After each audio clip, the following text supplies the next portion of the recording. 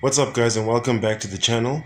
The video that you're about to be seeing now is a bit of a compilation video. I've noticed with a lot of the creators that I follow, they tend to do this thing of, building a RX-7 or whatever the car is in 15 or 20 minutes, which is basically just a compilation of other videos that they shot before during the process and compiling them into one thing, taking you on like one smooth journey throughout the process as well. So I thought it fitting. It's not exactly the same thing with me. It's a very different topic, but I thought it made sense to make something similar based on the whole saga of dealing with the accident and to where we are now.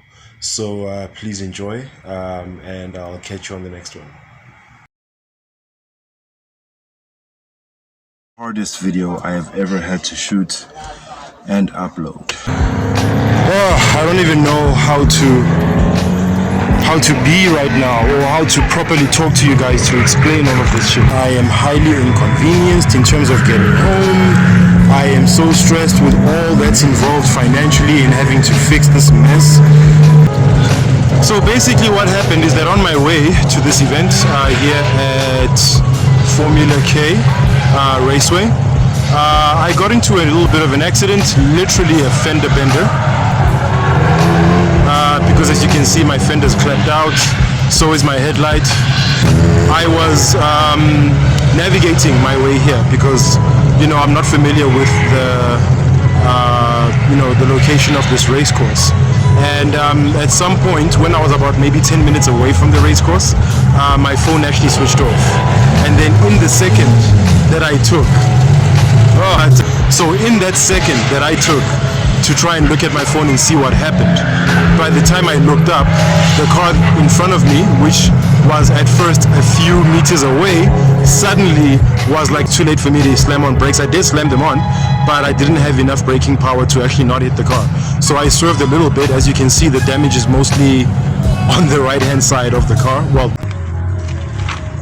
oh man, the haters are gonna be so freaking happy today. That's actually my biggest concern because deep down I know that this can be fixed, It's gonna be expensive, but not as expensive as having to replace an entire engine. We are at Formula K Raceway. That's my car back there, as you can see, Zangetsu, and that is Garth's car. That's his daily, and we're gonna basically try and pull the chassis to the point where the damage that we had on the radiator pipe is now sort of it's alleviated, so that we can actually exchange the radiator pipe. So wish us luck.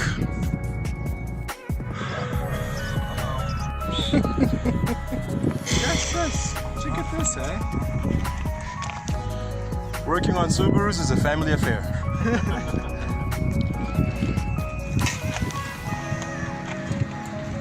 Achieve what we need here. Pull the radiator out just a bit. Looks like it's moving. Is it moving and bouncing back, or? Looks like it's moving, yeah. Wow, this is fucking amazing. And there's already space there. Yeah. So I'm gonna try to start from the other side as well. Yeah, right? The whole fender and everything. Okay, so I'm gonna quickly do this now, and now we're just filling up the radiator after having replaced this radiator pipe.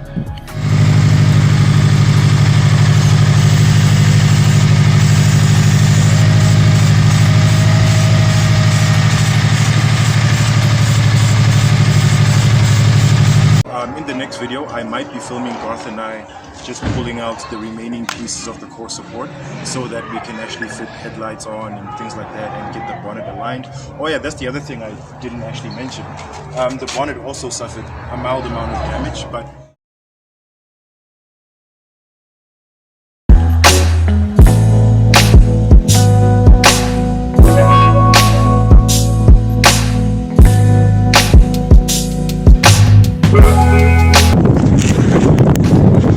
we now have a fender, and I am so freaking lucky that it's also WR blue, or at least I think it is. I'm gonna take it upstairs to clean it a bit. But yeah, that's a big piece of the puzzle that has been solved right there already. Okay guys, and this is the finished product. That's what it looks like, all nice and clean. So it's definitely secondhand. It's not the best example, but I say that with the greatest amount of pride because it looks.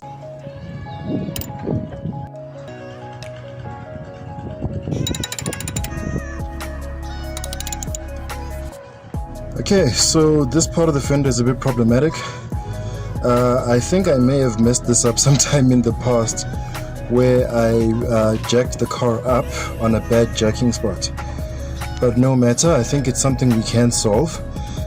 We'll just have to basically straighten out this part here, or unbend this part here, so that we can get good access to that bolt. Okay, so we've managed to loosen all the bolts, as you can see. Now we just need to basically unclip this indicator light so that we can pull the fender off. Okay, indicator is out, on with the show. Okay, and now our old crusty fender is off. Man, the car looks so naked now.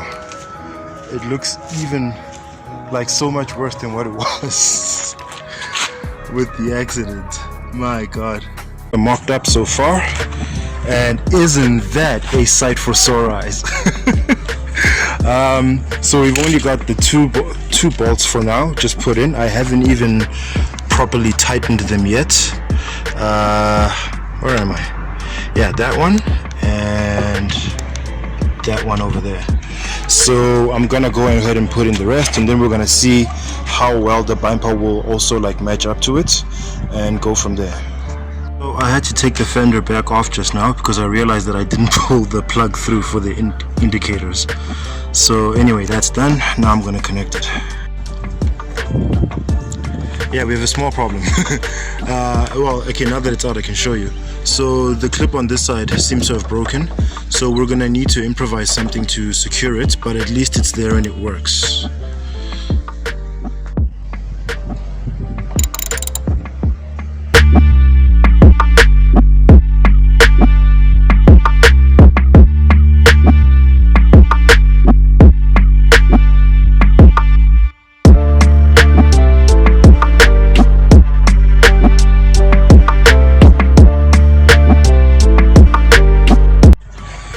Alright guys.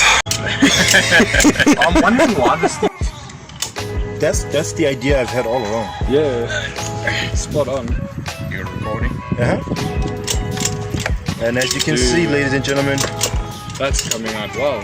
Parking lot panel beating. Field panel beating. DM me whenever you make stupid mistakes like me, and I'll help you out. Now, we've hardly done like any work, and already we've made so much progress. This crease is almost basically straight. Yeah. Now we're just basically kinking out some of the creases in the sheet metal. Hi ho, it's off to work we go.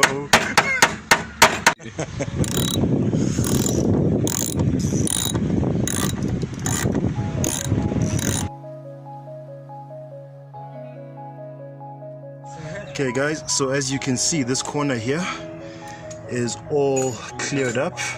I'm putting up an image now just to show how creased up this corner was. We managed to make that look almost as though there actually wasn't an accident in the first place. If this wasn't maybe like damaged and not painted over, you wouldn't notice it. So I am very, very happy with our progress with Garth and Kieran over here. On Friday morning, I got a call at about 7:30 a.m. From Brad, the owner of Scooby Works, who basically let me know that he saw the previous video and he noticed that I now have a fender that has the name of his company on it, and then he proceeded to make his own donation. This headlight, and my repairs are now complete.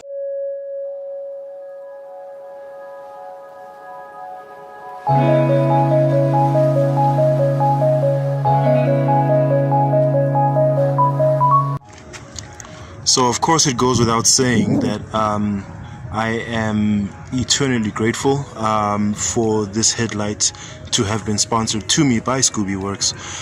It is literally the pièce de résistance of this repair series that's been done. It's literally the last piece that ties everything together. Now that we've got the new fender, and now that the structural damage has been corrected so extensively by myself and Garth and Kieran, I didn't think we would be able to do it this well, but here it is.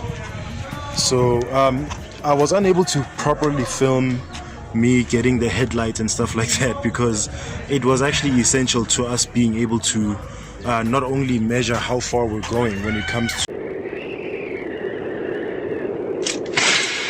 恐怖を捨てろ。前を見ろ。臆せば死ぬぞ。叫べ。我が名はザンゲツ。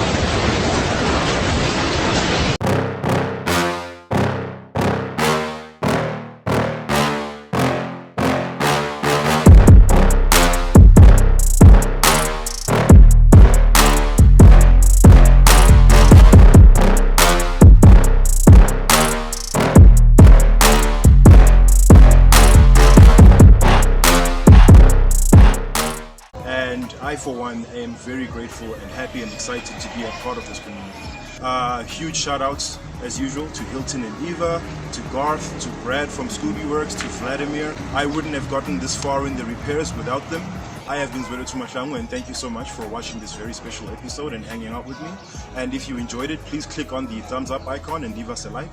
And if you'd like to see more from Project Zangetsu, please go ahead and click subscribe. And be sure to hit that bell icon so you are notified each and every time I drop new content on this here channel. As usual, people, take care of each other, stay awesome, and never, never let your dreams die. Peace out.